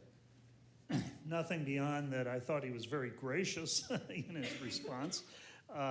And really much of what he said, I don't think, I didn't take as necessarily a criticism, perhaps a limited understanding and perhaps not a full grasp of how this can be expanded in various ways. So I appreciate certainly very much. I do think his mentioning of the Neoplatonic duality is an important one, and he's right. That was just all throughout my talk. Natural versus supernatural, substance versus function, propositional versus experiential, extraordinary versus ordinary, sacred versus secular. I could probably go on with a few others, but I think he's right on with that. I do think, though, that the reference point that I was thinking about was the psychology of religion as it currently exists, and using that as a springboard to think about what are some alternative ways of thinking about not only that field, but then what are the implications for integration. So I do think that your comments are very much appreciated, and with that, I'll stop. Great, excellent. Well, I don't see anyone queued up yet. Please feel free to. Since we don't have anyone yet at the microphone, I'm going to go ahead and start with our first online question. And I'll just throw this out, and then the two of you can sort of answer it how you want to. How's that? This question asks, how can current research support Christian leaders on how to address the fast-growing Pentecostal spiritual experience in Africa and the world at large, while the majority, mostly youth, are at the same time being exposed rapidly to the liberal ideologies through technology, internet, and that sort of thing? Well,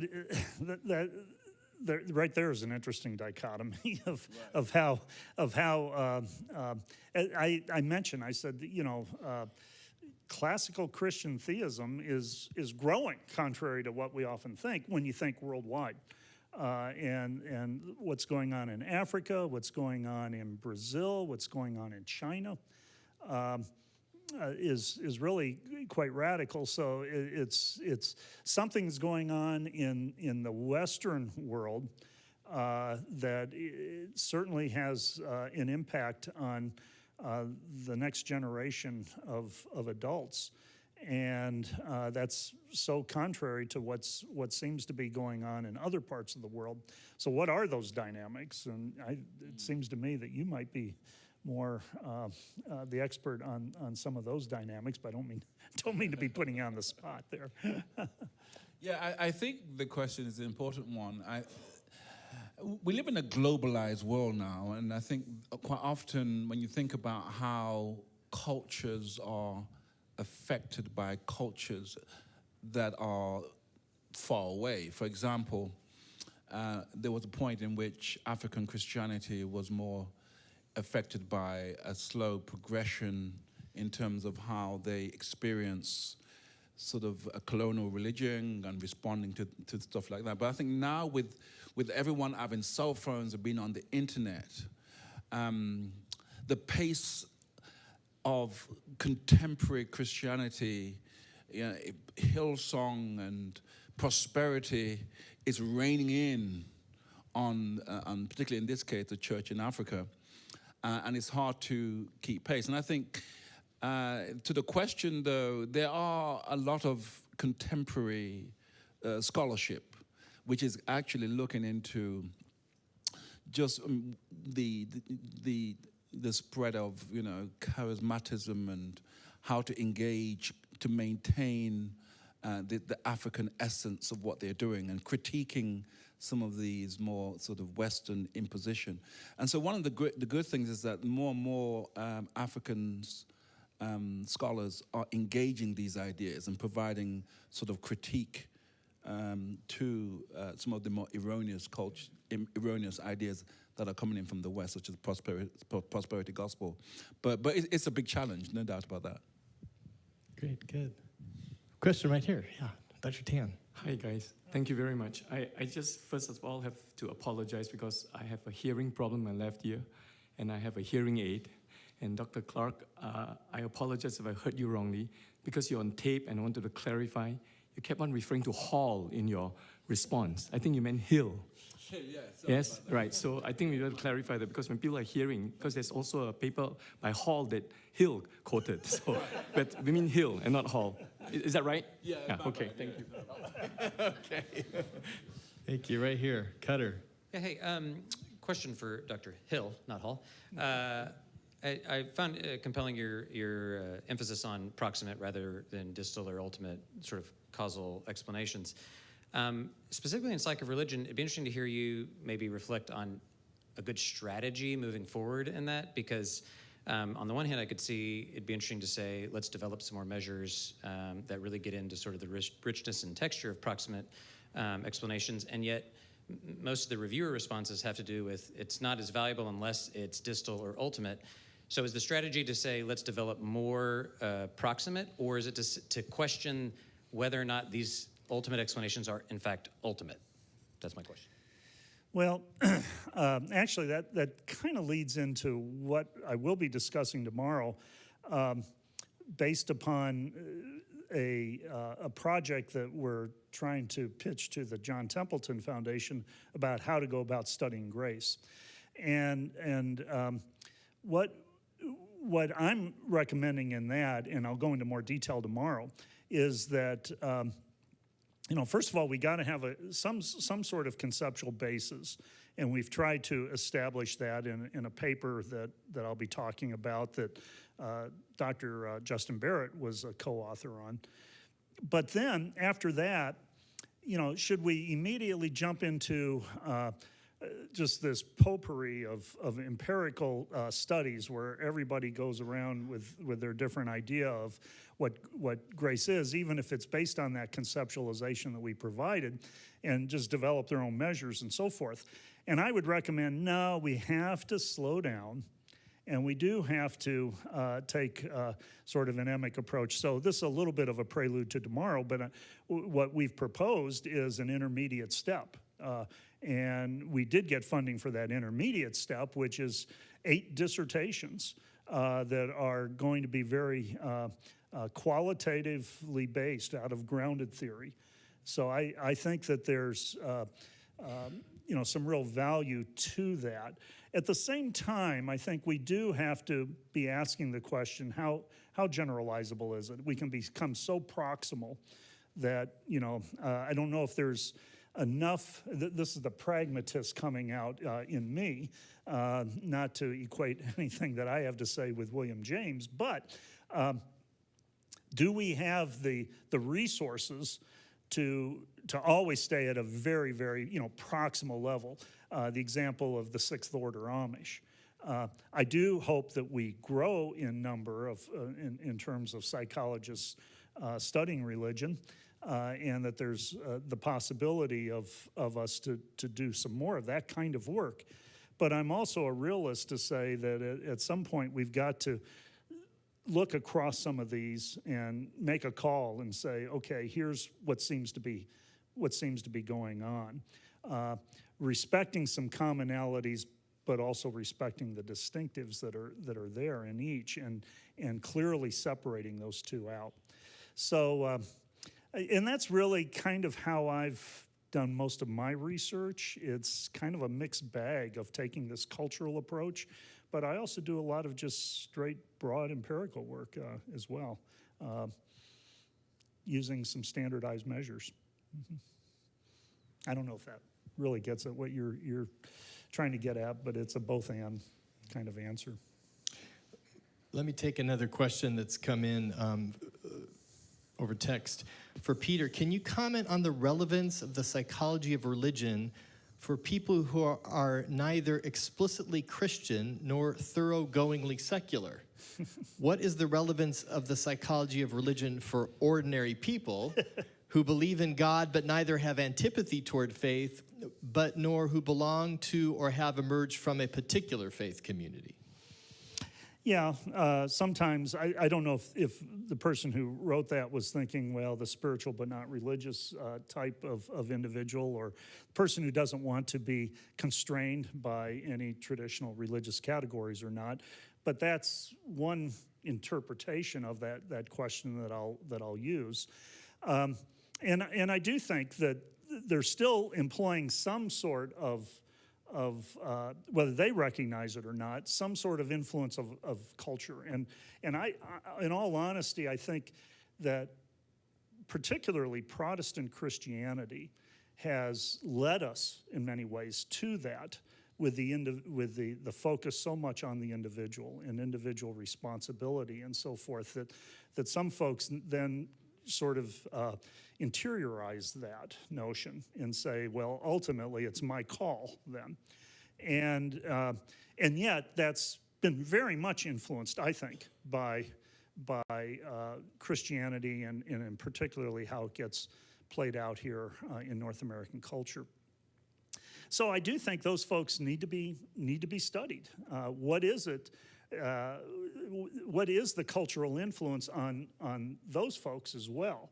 And that's opening quite a can of worms, because it's probably, first of all, when we study those individuals, one thing that I've noticed in some of the research is that sometimes they're not very clear in articulating what their spiritual but not religious beliefs or orientation is. So I do think that that's going to be more difficult than to say study evangelicals, where it's, well, this is what I believe, the Apostles' Creed or whatever it might be that's used as the foundation. We don't have that sometimes with the spiritual but not religious types.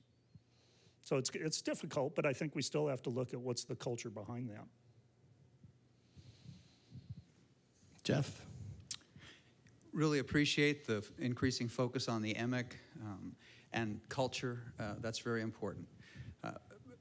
A back context would be that I think it's fair to say that all of science is pragmatic. Its goal is to predict the future, no matter what kind of science you're doing.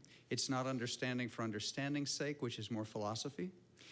With that in mind, generalization becomes key, and so we have to have that balance. However, ultimately, Emic reduces to the individual.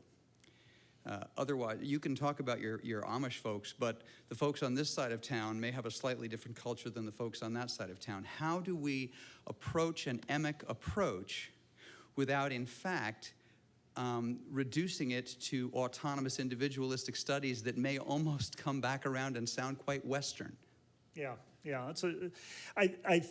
I tried to touch on that at the very end when I went off script a little bit in talking about the Amish as an example, where I said we have to very clearly define what level at which we're talking about culture that we think is relevant to the question that we have at hand. So it might be, for instance, I've done some work with Adam Cohen on looking at intrinsic religion, or religious experience, and extrinsic, i.e., and quest for that matter, but most of our focus was on i.e., and we did it just basically with Protestants, Catholics, and Jews, okay?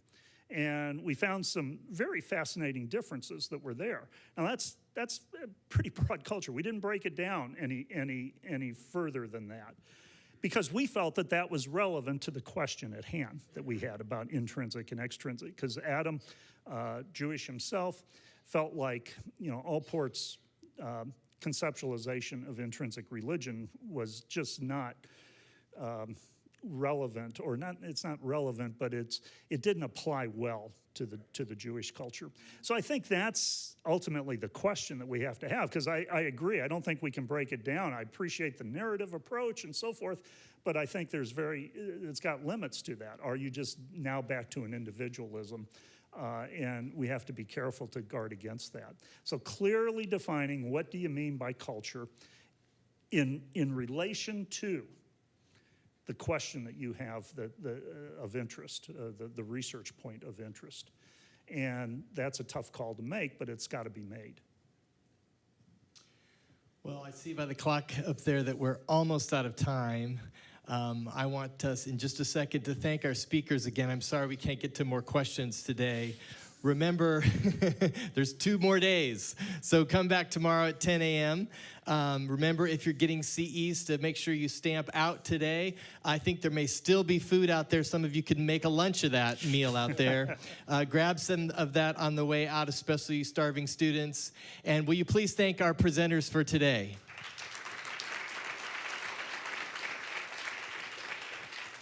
We'll see you tomorrow at 10 a.m.